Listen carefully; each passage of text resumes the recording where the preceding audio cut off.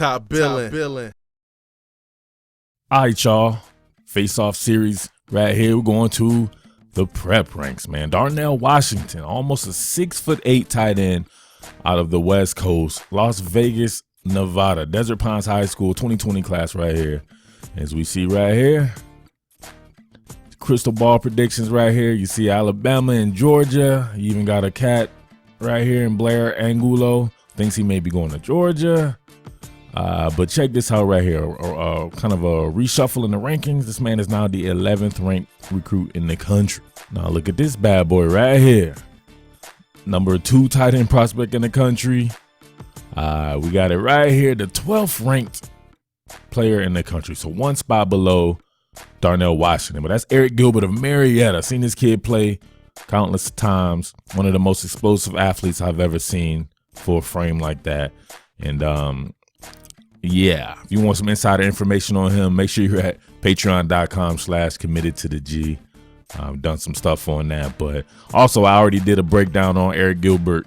It featured some stuff that I can't put on the site anymore on the channel right here, so you're gonna have to check that bad boy out over there as well, because I do not want to have my channel taken down because of some overzealous biatches, if you know what I mean. So this is a pretty good battle right here, man. These two guys, same class, 2 5-star tight ends in the same class in the top 15.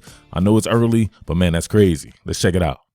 All right, so keep in mind that both these guys play on the other side of the ball, and they're both very good defenders. They both could be, I believe, 5-star edge players as well on the defensive side of the ball. But all right, so we check my man out right here. We'll go ahead and let this roll through. I would say that his better highlights, to be honest with you, are on the defensive side of the ball, but you can't argue with 6'8", 250 or whatever.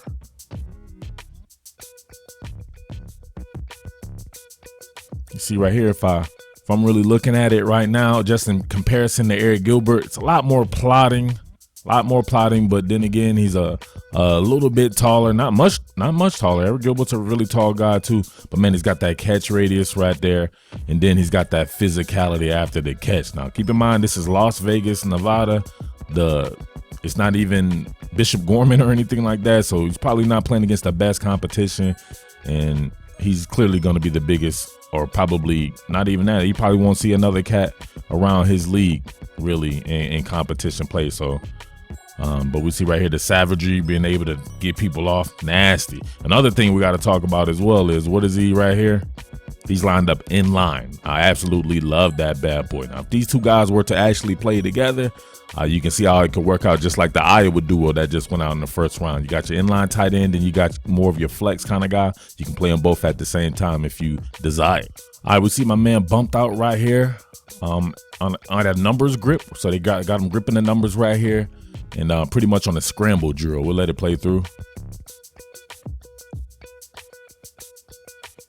So good wherewithal, good awareness right there. But look, hard to tackle a big guy like that, man. So I can't say that I see explosiveness from him as far as his athleticism. I have to check his 40 time like that, but he looks to be like 4'8" kind of cat or something like that, which you would expect for a 6'8" kid at this age right there. So he'll get big, he'll get faster, he'll get stronger and everything like that. But you cannot argue with a catch radius like that, and the ability to pluck the ball out of the air with both hands. You know what I'm saying? A lot of these guys, they be big and they be hands catchers. I'm sorry, they're body catchers, or body snatchers as I like to call them. You'll see them snatching that bad boy with their body, but this guy's going up and getting the ball, and he's extremely physical. I love him as an inline tight end prospect.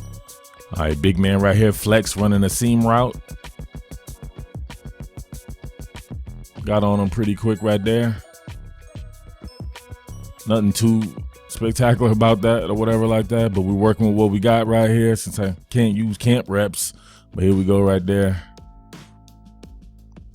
All the time. He going up to meet the ball at his highest point too, at least as much as he can for getting off the ground. So that's always a good thing right there. That just takes your catch radius up that much further. So imagine that. Cat's already like 6'1", trying to guard a 6'8" tight end.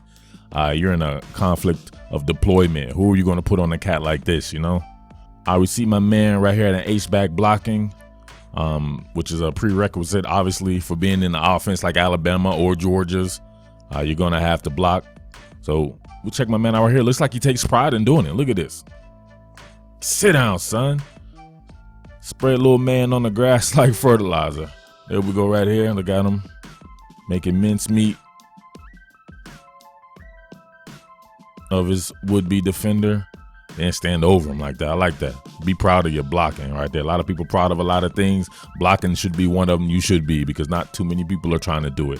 He kind of reminds me of like an Austin Safarian-Jenkins. Anybody out there remember that cat? There was another tight end that was at Oregon as well. I forget his name right now.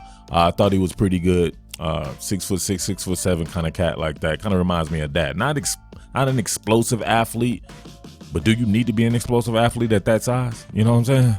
All right, let's flip the script right here. We see Arik Gilbert lined up in line, which is kind of rare with him. He's usually pretty much a pseudo inside slot receiver. So we see him running a seam route right here. You just see a little bit different of the burst right there. Look at it.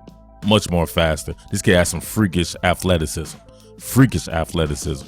I remember I remarked like he kind of reminded me of like LeBron James on the football field. He's got that type of power and speed, the ability to convert speed to power. You know what I mean? He's running so fast. He doesn't necessarily have to be extremely physical for you not to want to take part in any type of tackling of him. All right, my man right here, this is an NFL fade pass. I also have to mention this. This kid plays some seriously good competition. He could possibly be playing some of the toughest competition in the entire country, and he absolutely dominates. I've seen him go against nothing but D1 players, and he cannot be stopped on both sides of the ball. So to me, you have to account for something like that. I'm not sure how these guys do their rankings and stuff like that, but if you're not accounting for competition, what the hell are you doing? Now check this out right here. Ken Griffey got both toes down. This was a touchdown even in the NFL. Got the over-the-shoulder Ken Griffey on him, right? What's this, North Gwinnett? State champions right there. Look at that. Oh, both. Look at that. Got the Thriller lean going on right there. Well, now that's Smooth Criminal, ain't it? Smooth Criminal for you Michael Jackson cats. Smooth Criminal John right there. Touchdown. That's a different level of athleticism for Arik Gilbert. All right, another fade route right here. What are you going to do with this? Oh, slick, man. I love it. All right, turn, angle it, show him the numbers. Got a good quarterback throwing the ball. Get up in the air. Boom. Ross him. You got Rossed. Justin Ross. Yeah, I know you guys like that in the Clemson land right there. All right, this looks more like him right here. This is usually what I see. They play a super spread over there at Marietta because they have a quarterback who is the absolute truth, who can get the ball beyond the numbers, grips, plus splits, anything you can think of right here. But check him out right here on the perimeter blocking.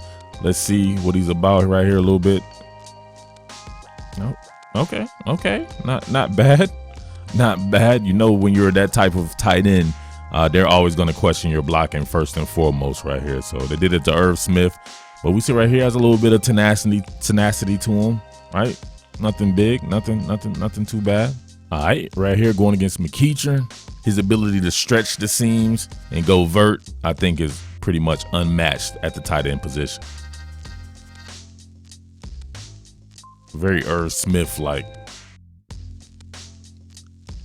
A little bit more twitchier than the OJ Howard, too. This kid's got some juice to him. If you ever seen the breakdown I did with him in some of these camp reps where you can really see that. But see him right there?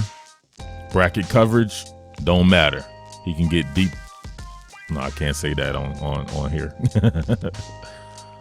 All right, for sure. All right, man, so just let me know in the comment section which one of these guys would you take for your particular team.